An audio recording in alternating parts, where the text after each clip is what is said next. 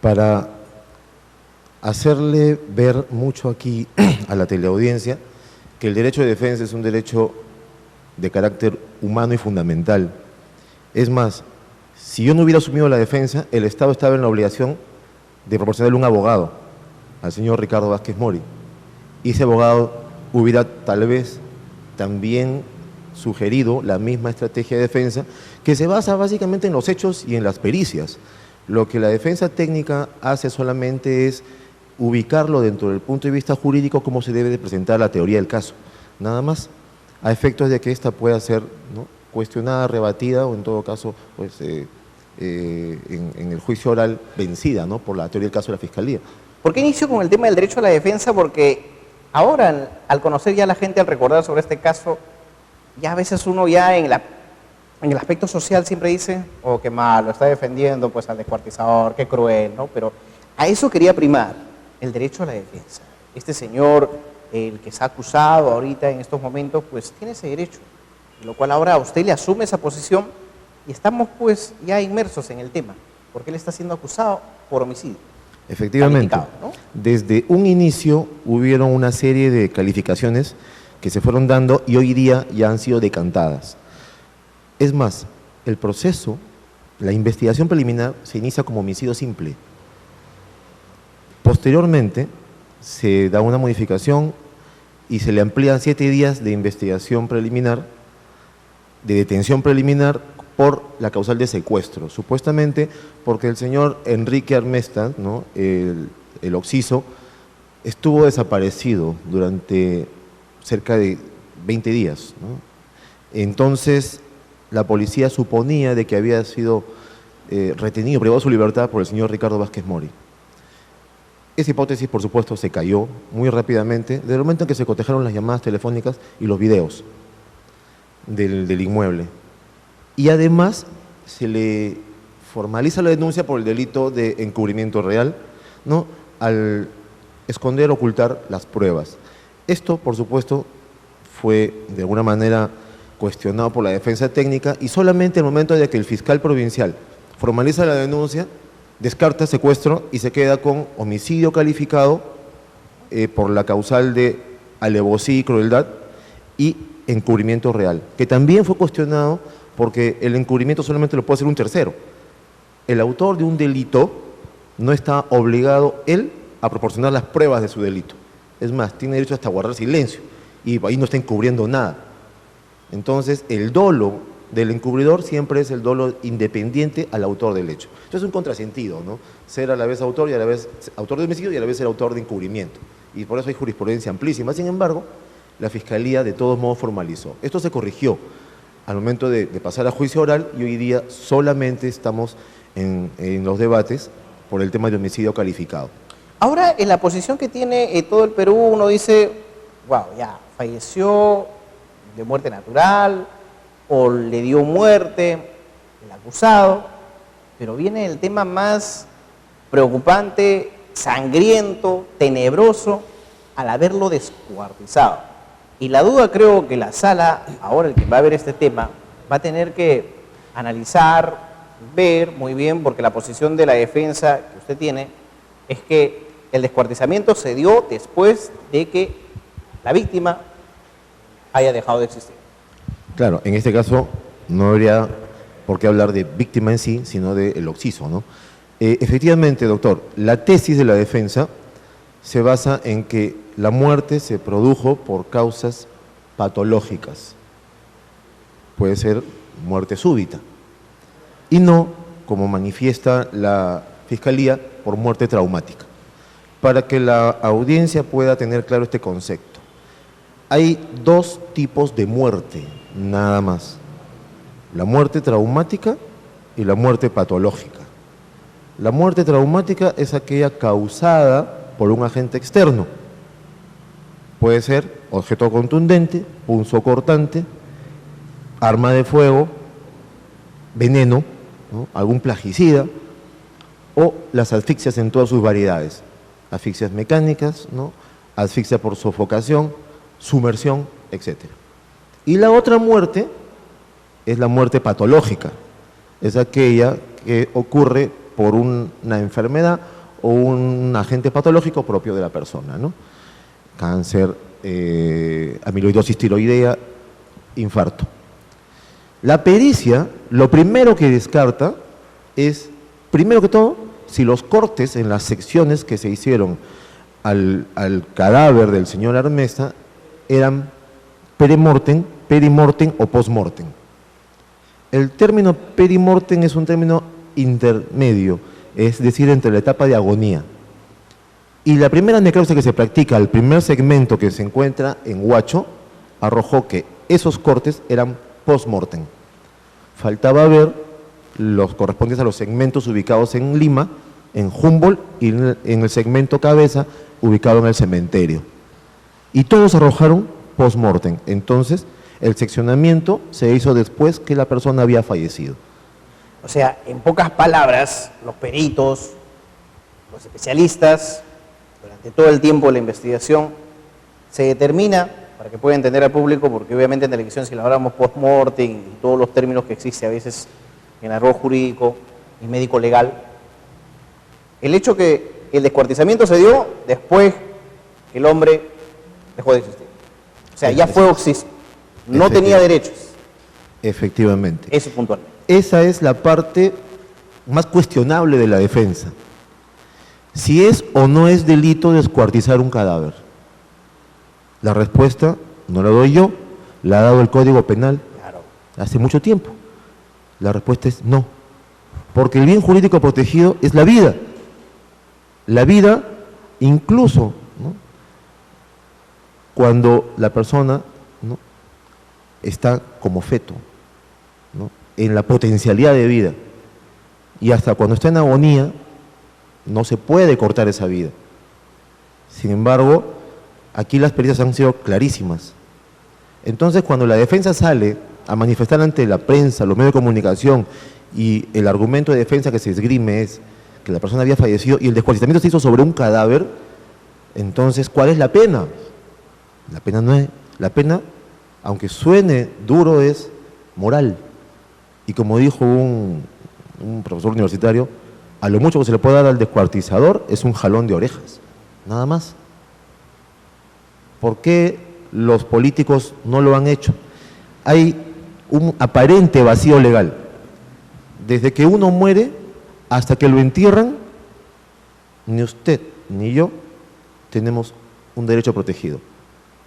Solamente existe el traslado de cadáveres, ¿no?, sin autorización, pero eso es una sanción administrativa.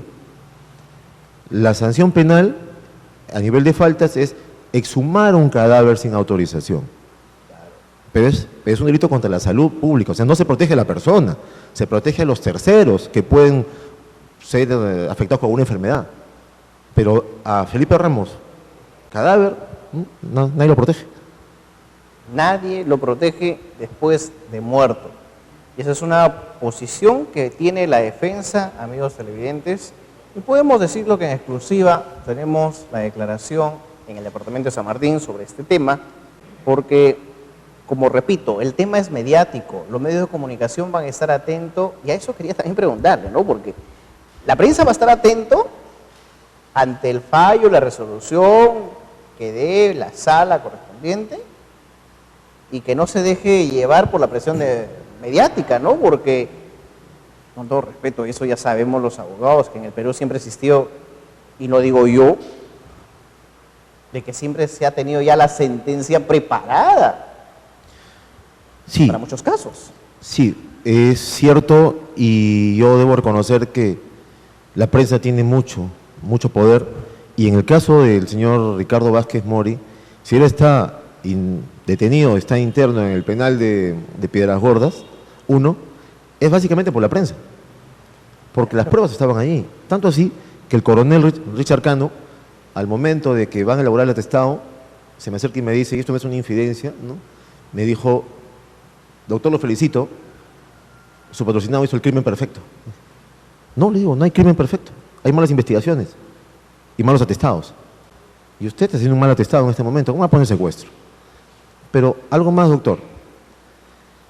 El proceso en sí ya lo puedo hablar porque ya estamos en etapa de Claro, juicio. Entonces, claro. si es público, ¿no? Y como decía Danton, que me juzgue el juez más corrupto con tal que sea en público. Esa es la garantía. Eso es muy cierto, ¿no? Entonces, desde un inicio se dan una serie de irregularidades. Por ejemplo, el señor Ricardo Vázquez Mori es detenido en el aeropuerto Jorge Chávez por 24 horas en base al decreto legislativo 989, ¿no? Detención preliminar. ¿Existen indicios? Sí, perfecto. Vencidos las 24 horas, él debió ser puesto en libertad. Sin embargo, le convalidan la detención, ¿no? Porque le incorporan el delito de secuestro. Pero no existe un pedido del fiscal diciendo que se amplía la investigación por secuestro. Simplemente el fiscal de turno, que en ese momento recibe la solicitud de la policía, él, y no el fiscal encargado que previno el caso, él es el que incorpora secuestro. Y él no tenía la capacidad ni la competencia para incorporar secuestro, solamente el que previno. Claro. Se solicita la convalidación y el juez penal de convalidación de turno ordena que se detenga 7 días más y además dispone una serie de pericias. Por ejemplo, que se practique la bioluminiscencia, el luminol, que se sigan buscando los segmentos, ¿no? En el Río, en la Victoria, en Huacho, después de 20 días, es insólito, ¿no? Pericias psicológicas, psiquiátricas, biológicas, forenses, físico-química, todo eso lo ordena el juez. Todas esas pericias, esas diligencias que se llevaron a cabo, nosotros las cuestionamos vía habeas corpus, porque se ve vulnerado el debido proceso y el principio de legalidad, porque el juez de convalidación solamente puede convalidar, porque el titular de la acción penal, por supuesto, el titular de la investigación es el fiscal, y él es el único que puede ordenar diligencias de investigación preliminar, no el juez. Sin embargo, todo lo que se hizo porque el juez lo ordenó. Y esas diligencias han sido objeto de tacha, porque el habeas corpus, obviamente, fue declarado infundado en todas las instancias. Aun cuando era evidente y flagrante, o sea, el delito, ¿no? Había usurpación de funciones. El juez había usurpado la función del fiscal. Sin embargo, bueno, lamentablemente con el antiguo código se puede hacer de todo, ¿no? Y los abogados tenemos que batallar contra el sistema ahí. En sí yo siempre digo que el abogado siempre tiene dos criterios. El criterio legal, porque tiene que defender contra todo pronóstico a su patrocinado.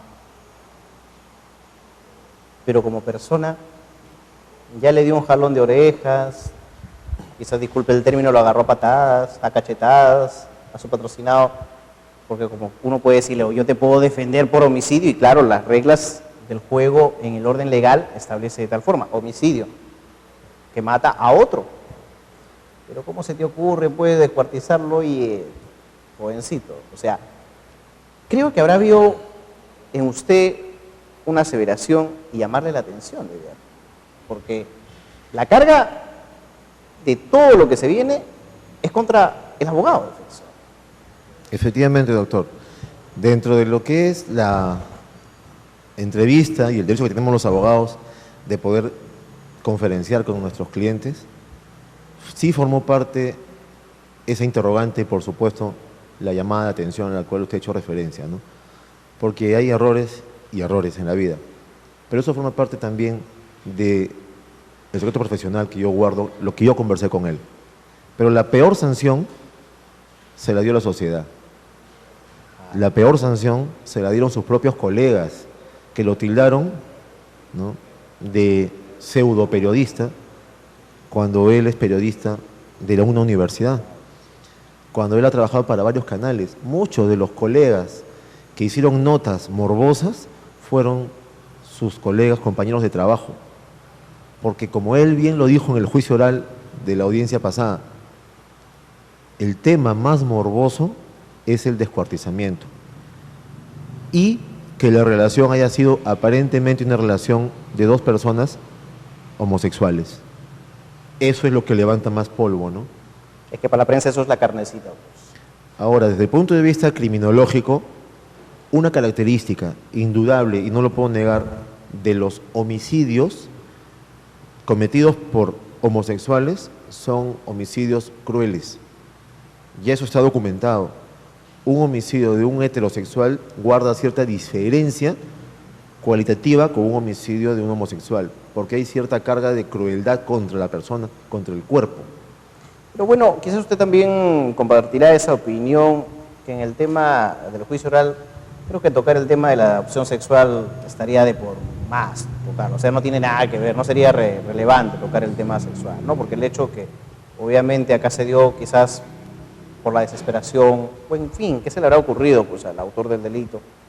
Porque yo me refería a todo lo que usted tiene que afrontar como abogado, y lo que afrontamos todo abogado en una defensa, es que hasta incluso un conductor del programa en la mañana, que ya no está, Beto Ortiz, pues no le dio pues una despedida pues de que pueda hacer a cualquier invitado, voy objetivamente por la información, porque no lo voy a decir eso tampoco públicamente con el fin de también morbosamente decir que eso le crea a su abuelita, porque acá somos abogados en ese sentido. El periodista va por la información del resultado. Ahora el análisis que tendrá que dar la población lo dejamos, porque el público sabrá, pues realmente ya lamentablemente se dice que nadie tiene el derecho de juzgar, pero el público juzga a través de sus comentarios, sus opiniones, las redes sociales, en fin. Pero yo digo, a veces el abogado en el Perú y a nivel mundial tiene una gran responsabilidad, más que el tema legal, del conocimiento, de la sabiduría, de poder afrontar todo eso, porque detrás de uno también está una familia, que trata de decir, vamos, Felipe, nosotros te apoyamos, los amigos también sí, hasta lo que quizás no comparten la opinión, vamos, promoción. O sea, pero ya se siente a veces una lucha, que tú tienes que estar como quien dice, pues, armado. Sí, tiene usted toda la razón, en verdad no fue nada fácil asumir esta defensa, no fue en verdad nada fácil. Lo consulté mucho con mi conciencia y sabía las consecuencias que puede tener, porque indudablemente el tema fue tan manoseado en la prensa que particularmente me resultó muy difícil caminar por las calles de Lima sin escuchar opiniones, más en contra que a favor. Y las redes sociales también, obviamente, se llenaron de adjetivos, ¿no? Claro. Entonces, ejercer la defensa también tiene una característica, doctor. Depende mucho de los medios, no tanto del delito, porque han habido casos muy mediáticos en Lima, tan o más sangrientos que este, o más aberrantes, como por ejemplo el caso Pfeffer, el caso de la señorita Elita, ¿no?, condenada por dar muerte a su madre, la doctora y contadora Elizabeth Espino, el caso de la señorita Yulena Yamoja. Entonces, ¿dónde están los abogados de ellos? Nadie los crucificó. Claro. Al contrario, como dice el poema, ¿no?, mientras la mano sea de seda, ¿no?, se besa el puñal, ¿no? Entonces, en una oportunidad un colega catedrático en una universidad hizo una encuesta así nomás, como un experimento, y dijo, tengo una vacante para poder trabajar en el estudio jurídico de el abogado Felipe Ramos, que está defendiendo el caso del descuartizador. ¿Quién quiere de estos jóvenes ser practicante del doctor? Nadie levantó la mano. Dijeron después, ahora también abrió su agenda, tengo una vacante para trabajar en el estudio del doctor Lamas Pucho, quien defiende a la señorita Miriam Pfeffer. ¿Quién quiere trabajar ahí? Para llamar, levantaron como 20.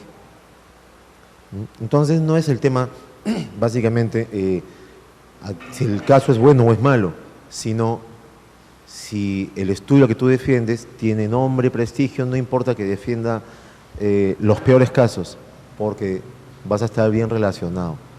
Y esto también trae a colación algo, los jueces también son de carne y hueso, yo los comprendo, los jueces también leen noticias, también conversan en sus casas, comentan y escuchan opiniones de sus familiares, y estoy seguro que muchos le dirán, si estás juzgando ese caso, tienes que condenarlo.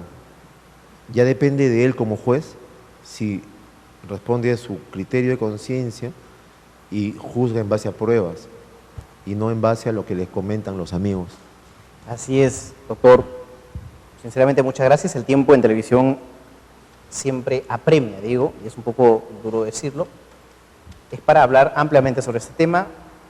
Le agradezco por haber brindado un tiempo también valioso de su agenda para venir un fin de semana y quedarse aquí en Juanjuy, al menos por el programa, por la invitación, y recíprocamente, al menos como quizás habían hecho una encuesta. ¿Quién quiere trabajar con Felipe Ramos Risco? Pues recíprocamente. Ya usted es parte de mi estudio y creo que yo también en el estudio de Lima, y es por eso que hemos podido tener el contacto para que pueda estar el día de hoy. Le agradezco y todos los éxitos para usted. Muchas gracias. Muchas gracias y quiero agradecer a toda la audiencia. Cualquier opinión o comentario, en verdad, el doctor Ruiz estará abierto para poder hacérmelas llegar. Sé que ustedes, como personas, se están siguiendo este caso tan mediático y créanme que voy a hacer todo lo posible para que la defensa sea justa. Eso es todo. Muchas gracias.